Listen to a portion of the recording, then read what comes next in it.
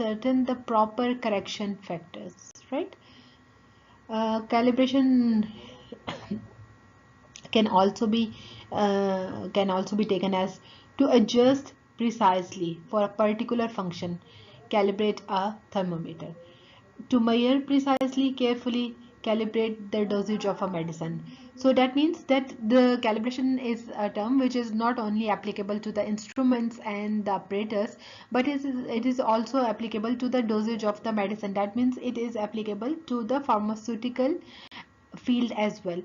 It ensures that the client quality monitoring team, supervisors and trainers can evaluate the agent performance and improve the customer service if they are providing the customer service, right? So that means that the calibration again is applicable on the instruments, the equipments, the apparatus, the medicine or the chemicals, the dosage of the medicines, and plus on the services as well. That means we can apply the calibration on improvement of the customer service and improvement of the performance of our agents or the workers in our team as well.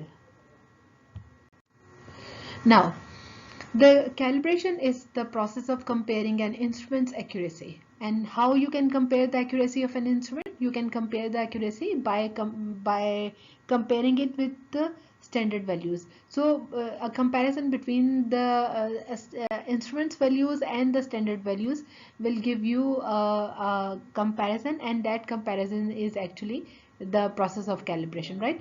So when calibrating the equipment, compare across the entire measurement range of the equipment.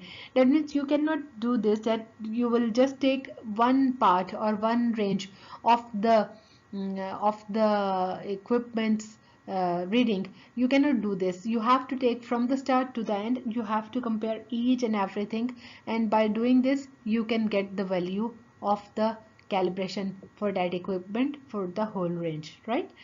Calibration means matching the standard values of the instrument to the master instrument value.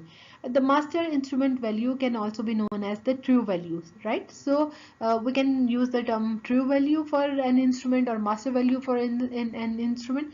So you can compare the value of an instrument with the standard value or the true value, and you can do the process of calibration.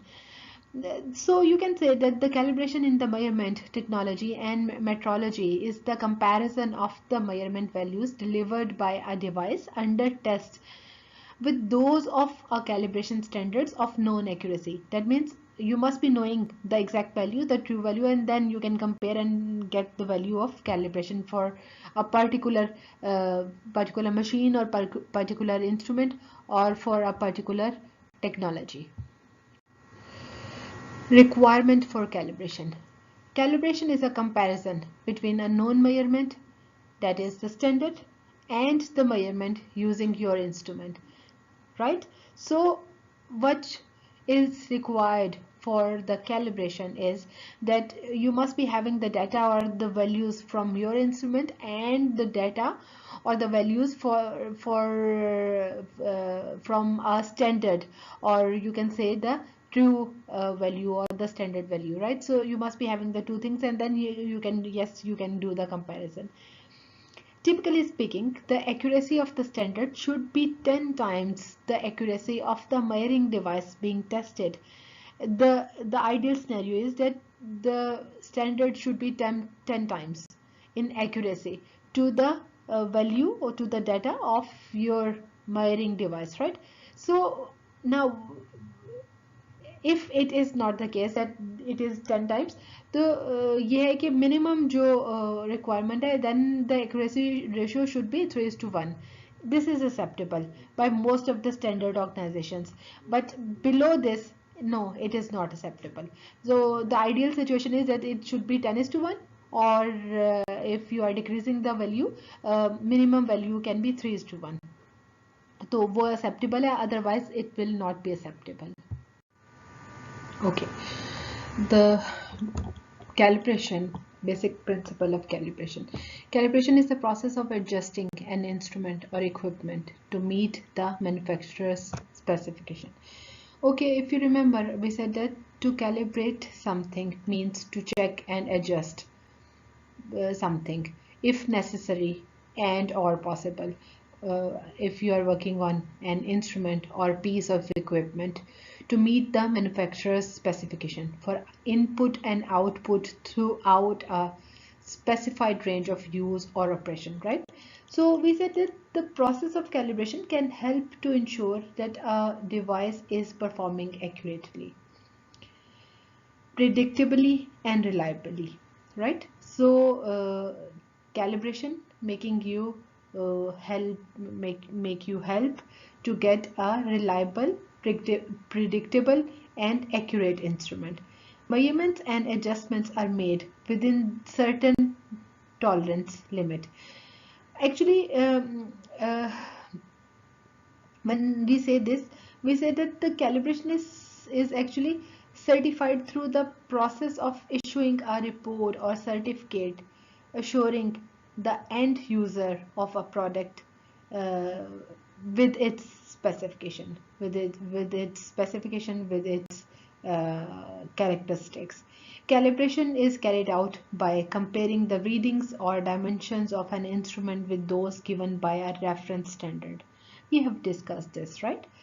So reference instruments are sent out regularly to be calibrated against a recognized national standard, right?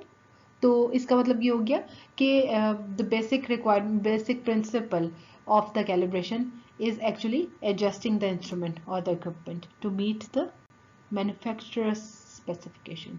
जो वो specify कर रहे हैं कि ये चीज़ ऐसे perform करने जा रही है, ये चीज़ ऐसे परफॉर्म करेगी, इस चीज़ को ऐसे परफॉर्म करना चाहिए, तो उसके साथ हम मीट करने की कोशिश करते हैं. Okay. Now, purpose of instrument calibration. Why we are doing this? Virtually all equipments degrade in some fashion over the time. Once you have started using the equipment, with the passage of time, they start degrading. As the components of the equipment age, they lose the stability and drift from their published specification towards the uh, uh, you can say the a situation where they can create, where they can cause the errors, right? So even normal handling of the machine can adversely affect the calibration, and rough handling can throw a piece of equipment completely out of the calibration, even though it may appear to be okay physically. Regular calibration assures that the equipment continually meets the specification required. Okay, so that means the main purpose is of the calibration is referring to the act of evaluating and adjusting the precision and accuracy. Precision and accuracy both are important. Precision, that it works in the same way in every reading. That means it is giving the readings which are closer to each other and not creating lot of variation in the readings, and plus those readings are close to the accurate reading, right? So adjusting the precision and accuracy of the measurement equipment. Instrument calibration is intended to eliminate. The first thing is to eliminate. The second thing is to, if you cannot eliminate, okay, reduce, at least reduce the bias in an instrument's reading over a range for all continuous values and the readings. Quality assurance calibration. Now, if you remember, we have discussed the quality assurance earlier, and we said that this is actually the process of maintenance of a desired level of quality in a service or a product, especially by means of attention to every stage of the process of delivery or production, right? And we said that the quality assurance managers play a crucial role in the business, in the industry, by ensuring that the products meet certain thresholds of acceptability. That means they plan, direct or coordinate quality assurance programs, and formulate the quality control policies. They also work to improve an organization's efficiency and profitability by reducing the waste, right? So we have discussed these concepts in the previous lectures. Now quality assurance calibration. Now the calibrations which are helping us in the process of quality assurance. So QA calibration is where everyone is responsible for doing quality assurance in the organization come together. They come together for what? To rate the same interaction or interactions, ensuring that the interactions are aligned and upholding the same expectation level of the quality, right? So they are helping in maintaining the quality. Calibration is a process of comparing a reading on one piece of the equipment or system with another piece of system equipment that has been calibrated and referenced to a known set of parameters. That means you must be having a known set of parameters, you must be having a reference, and then you can do the comparison, right? So the reference should itself be directly traceable. Reference को खुद traceable होना चाहिए. Either it should be directly traceable or it is calibrated according to the ISO standards, right? So we can say that calibration interval for the process can vary greatly within an industry or a plant or a pharmacy or a service. Frequency depends on the equipment and the application. As a rule, however, calibration should be performed at least once a year, right? So this should be mentioned in the process of calibration, that how much will be the frequency and when will be the calibration process will be doing. Okay, in more critical applications the frequency will be much greater, and for the calibration again frequency is important, and this is important that you must be having the proper reference, and the reference should be traceable or it should be calibrated according to the ISO standards. Goal of calibration. The goal of calibration is to minimize any measurement uncertainty by ensuring the accuracy of the test equipment. Okay, now calibration quantifies and controls errors or uncertainties within the measurement process to an acceptable level. Requirement of quality management process. One essential ingredient or part to a great quality management process or the maintenance of a desired level of quality in a service or product is, especially by means of attention to every stage of the process of delivery or production, is actually the regular calibration sessions, right? That means if you want to maintain a great quality management process, that means maintenance of the quality up to a desired level, whether it is a service or a product, what you have to do is you have to keep a regular calibration sessions for the whole system.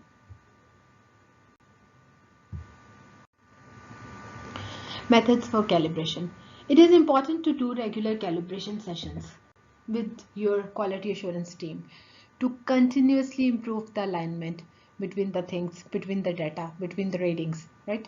Typically, you will find that when you implement a new quality assurance form or add new members to the quality team, you will be requiring to calibrate more frequently, like once in a week at least. But as the team grows more aligned, you can space sessions out to be bi-weekly, right? You can make the frequency in once in 2 weeks.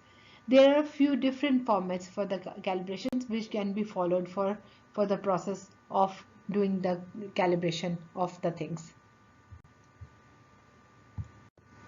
Method 1. In method 1, what you have to do is you have to review and grade first and then discuss. So in this method, this is a recommended method for especially ongoing calibrations, and it works like this, that Each member of the quality management team receives the interactions or the protocol, and then they grade the system, and then they do the discussion, right? So they grade them and then submit the record independently. Okay, someone on the team compiles the scores of every person of the team, every member of the team, and then they highlights the differences. Okay, then the group comes together and talks about their differences.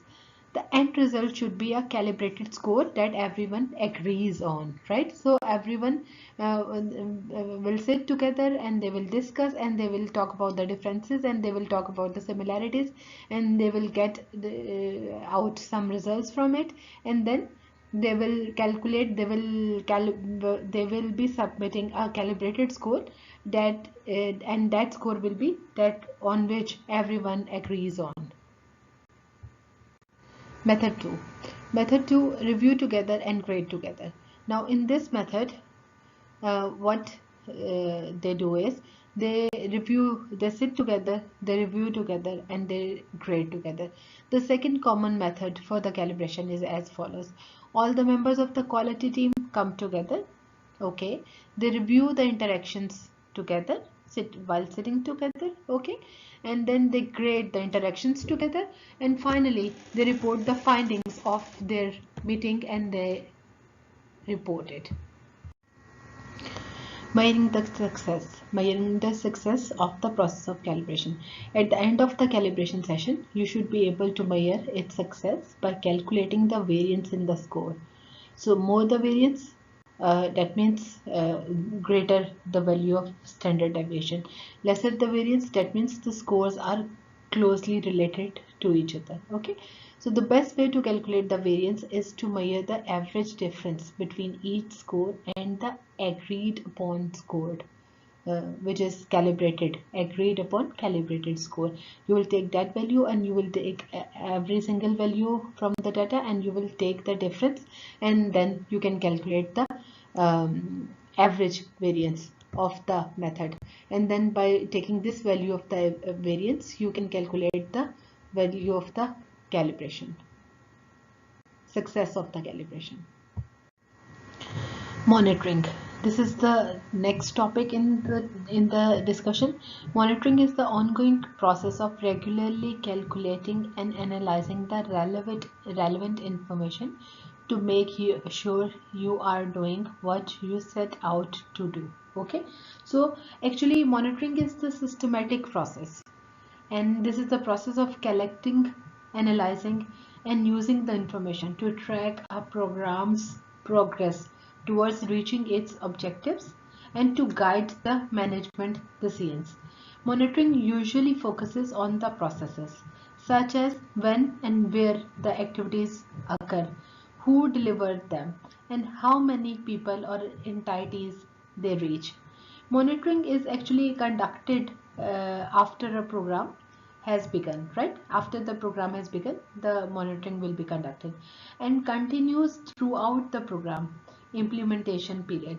Monitoring is sometimes referred to as process, performance, or formative evaluation, right? So it tends to happen continuously. Monitoring, it tends to happen continuously, but sets of information may be gathered together at regular intervals. For example, maybe quarterly.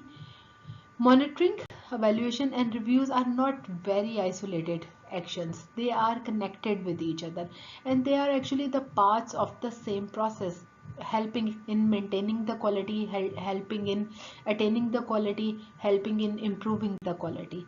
So monitoring is a very key part of the quality management system, and it helps a lot in all the process of management. Evaluation and reviews. Evaluation is actually a process when you assess whether what you have been doing is really making the difference that you intended it to do. It tends to happen less frequently. That means evaluation tends to happen less frequently. For example, annually or at the end of the longer term projects. So this is actually systematic assessment of an active project program, strategy and policy topics, themes, sectors, operational areas or institutional performances. Evaluation focuses on expected and achieved accomplishments. Examining the results, examining the result chains actually, inputs, activities, outputs, outcomes and impacts, processes and uh, other factors. Actually, in order to understand the achievements or the lack of achievements, evaluation is going to help you.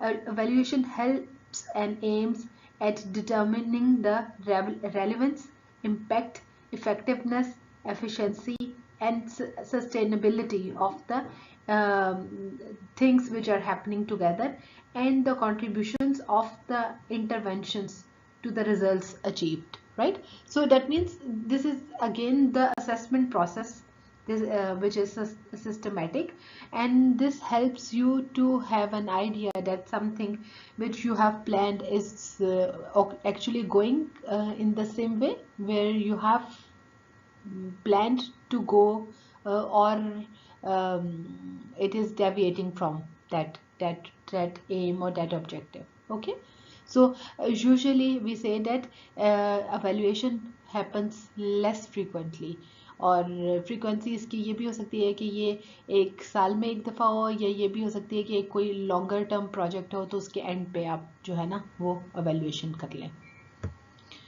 Review. अब review is when you look at the result of an evaluation. You have gone through the evaluation and now you are going to look at the results of your evaluation, that is the review, and decide whether it needs to change or not. Information from monitoring may also prompt a review of a smaller area of your work. मतलब ज़रूरी नहीं है कि कोई बहुत बड़ा area है तो उसी के ऊपर नहीं, छोटे एरिया पे भी आप कर सकते हैं. But a substantial review can only take place once a proper evaluation of your effectiveness has taken place. That means the review is always after a proper evaluation of the work, right?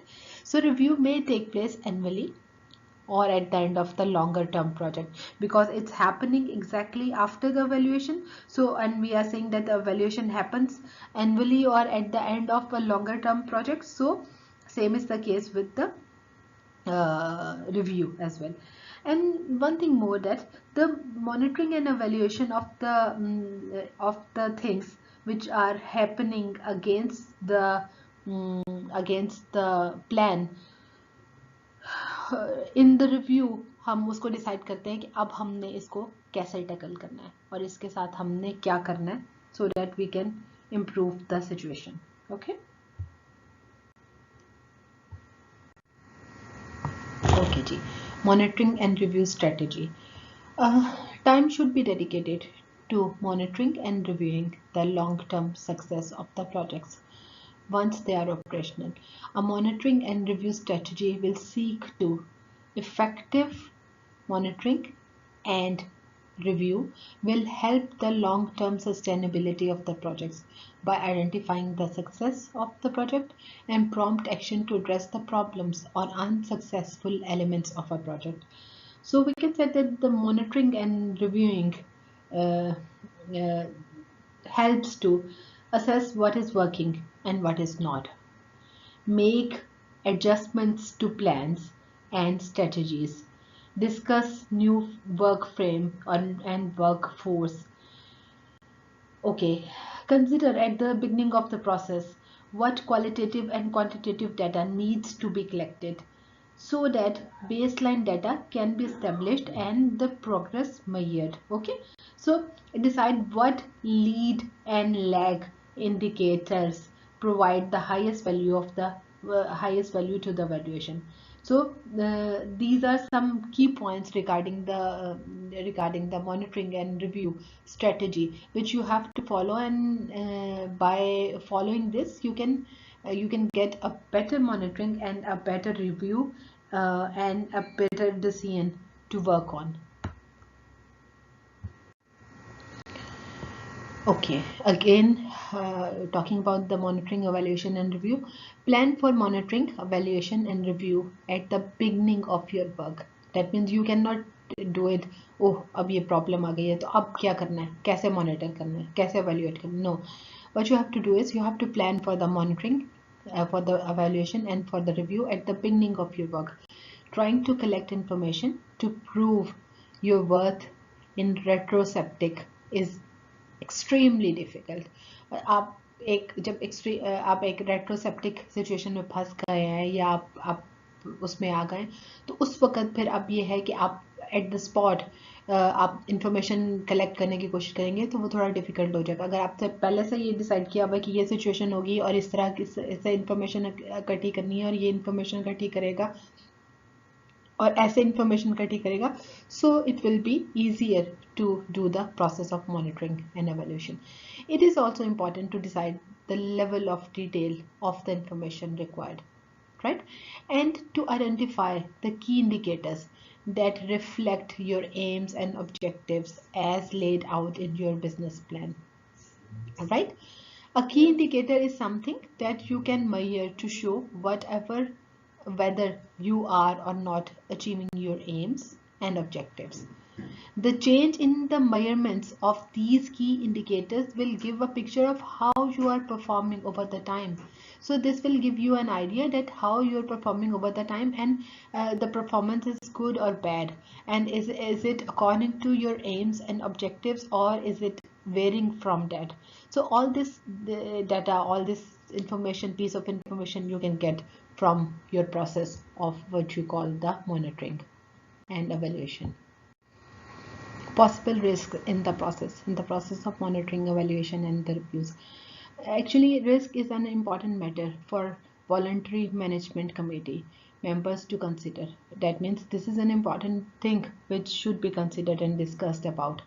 A business plan should include an assessment of the risks associated with the project to see if there are any weakness or drawback or flaw in the program, and if there are any, if there are threats to its viability of the program. So you must be aware of the weaknesses of the program, and you must be aware of the threats to the programs, so that in case any of these you have to face at any stage of your process, you can handle them carefully. Information through this process. Monitoring, evaluation, and review is not always a single process or a simple process. As a first step, you should always ask yourself this question: what information is required by the process of monitoring, what information is required by the process of evaluation, and what information is actually required by the process of review. So which information will provide that what I am doing is making the difference. That means making the difference with reference to the quality. Is the quality is improving by doing all this, or it is standing on the same stage? So this is an important thing you have to work on. So remember, effective monitoring, evaluation, and review will help your organization's life and organization service. It will improve the organizational service. Monitoring, evaluation, and review. These are actually the essential components of any quality management system and any adaptation planning system, and these should not be neglected. Actually, the trigger indicators and performance indicators, these can be monitored and the result used to determine when actions should be implemented and to track the success of the adaptation process plan and the quality system. This can be assessed by doing the process of monitoring, evaluation, and the reviews. Effective monitoring, evaluation, and reviews uh, underpin the planning cycle, right? So they play an important role, and they are telling you about the success story of the process. Monitoring, evaluation, and review is not the end of the adaptation planning cycle, but it is the beginning, or you can say it is the new beginning from where you can start the process of improvement, process of betterment of the product or of the cycle or of the um, system, for for for for for getting the better results and for the making the customer and consumers more satisfied. Okay ji, periodical trainings. Improvement involves change, and training prepares the employees for the change by providing the skill needed to work as a team member, communicate effectively, and identifying and solving the problems. That means if you are providing a periodical training to an employee, that will help in many aspects. It can help you in preparing your employees for a change, for a better change in the system, in the equipment, in the machines. The trainings can help them to get the skills which are required as a worker, in as a team member. The trainings can help them in communicating better or effectively, and definitely the trainings can help them to identify and solve the problems which can be there in a system, right? So a quality training program requires certain elements for it to be successful. For example, a change in the company's culture, if it's happening, there is a change in the culture of the company, definitely a training can help the employees to get adapted to the change in the culture. Support of the top management, a strategy to guide the company, communicating to employees the reason for the quality improvement and how the change will affect them. Because the changes can affect them both positively and negatively. So if a change is affecting them positively, uh, get them know, uh, get them prepared for adopting that change, providing the proper training and proper uh, chance, and providing it up at the proper time. Now this is also important, that you are providing proper training at the proper time. Both the factors are important, right? And evaluating the training process, मतलब आपने training provide की है exactly जो required purpose है उसके ऊपर आपने training उन्हें दी है, और उसके बाद उसको ठीक टाइम पे दी है, whatsoever the time proper for the training, आपने उस टाइम पे ट्रेनिंग प्रोवाइड की, and then what you have to do is you have to evaluate कि आपने जो ट्रेनिंग प्रोवाइड की दी है उन्हें, उसके जो रिजल्ट्स आपने सोचे हुए थे, are you getting those results or you are not getting those results? If you are not getting those results, how you can do any change in the process of training then, right? So training at different times, at the regular frequency, make the employees more satisfied and more trained and more happier, right? Some general benefits from the employee training and development, we can say that increased job satisfaction and morale among the employees, increase employee motivation, increase efficiencies in the process resulting in the financial gain, increase capacity to adopt new technologies and methods, increase innovation in the strategies and products. These are all general benefits which we can get from the periodical employee trainings in an organization. Some more benefits which we can get from the training the employees of an organization are: number one, economy in operations.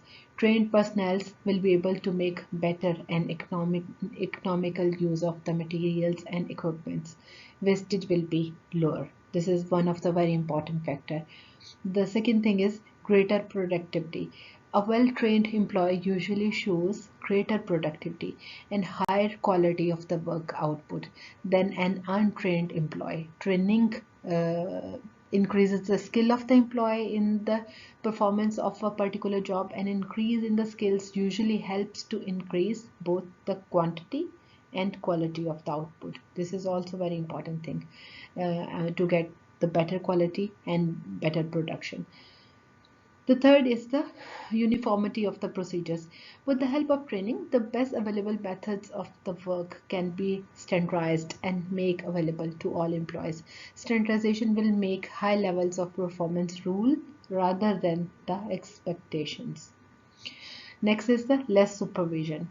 If the employees are given proper training, the responsibility of the supervision is lessened. Training does not eliminate the need for supervision. Yes, but it reduces the need for detailed and constant supervision because the employees are well aware of their work and well aware of their machines and well aware of their equipment, so they can work better with all these things. Greater productivity, we have discussed this, that we can get better productivity and better results with lesser supervision. Then we can say that by using all this periodical training and the development programs, we can get the better results and better equipped team of the team working on any project, and we can get the better quality product from it. So after all this healthy long discussion on monitoring, evaluation and calibration and periodical trainings, what I am expecting from you people is that you can answer some of the very basic questions neatly and nicely. The question one is, what do you mean by calibration? You have to tell me the meaning of calibration, the basic idea of calibration, and how it works in a quality management system, right? So you have to answer this question. The question two is, what if we do not adopt the practice of calibrating a method or an instrument in use? So if you are using an uncalibrated method or uncalibrated instrument, what can be the side effects or the drawbacks of this? You have to answer this question as well, right? So, and then the question three is, what are the benefits of monitoring a process? So the first thing is, just let me know that what do you mean by monitoring. Okay, once you have told me that this is monitoring, then tell me that what are the benefits of doing the monitoring in a process. If you are doing this, what are the benefits, and if you are not doing, what are the drawbacks, right? So you have to tell me this thing as well. The question four is, what is the difference between the evaluation and review? Very nice basic question, you have gone through it. So tell me, what is evaluation, what is review, and what is the difference between evaluation and review? Okay.